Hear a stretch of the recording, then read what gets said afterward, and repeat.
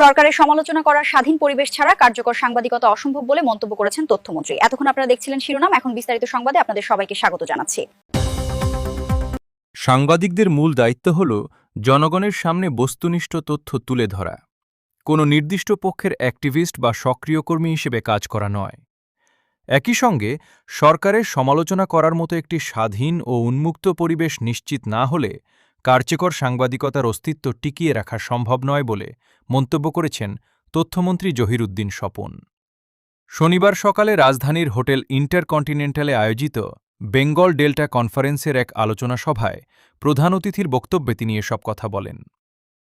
দক্ষিণ এশিয়ার সংবাদমাধ্যম কি ভিন্ন ভিন্ন রূপে একই ধরনের হুমকির মুখোমুখি শীর্ষক এই বিশেষ অধিবেশনে এ অঞ্চলের গণমাধ্যমের স্বাধীনতা, সাংবাদিকদের পেশাগত দায়বদ্ধতা এবং বর্তমান সময়ের নানা চ্যালেঞ্জ নিয়ে বিস্তারিত আলোচনা অনুষ্ঠিত হয়।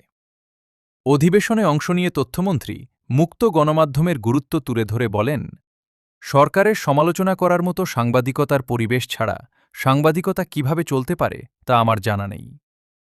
পেশাদার সাংবাদিকতা এবং সক্রিয়তাবাদের অ্যাক্টিভিজম মধ্যকার সুস্পষ্ট পার্থক্য তুলে ধরে তিনি আরও যুক্ত করেন, আমি ব্যক্তিগতভাবে মনে করি সাংবাদিকেরা অ্যাক্টিভিস্ট হতে পারেন না। সাংবাদিকদের মূল কাজই হল সঠিক তথ্য দেওয়া।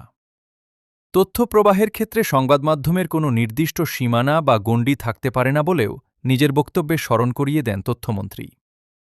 চ্যানেলটি ভালো লাগলে লাইক ও সাবস্ক্রাইব করে পাশে থাকুন।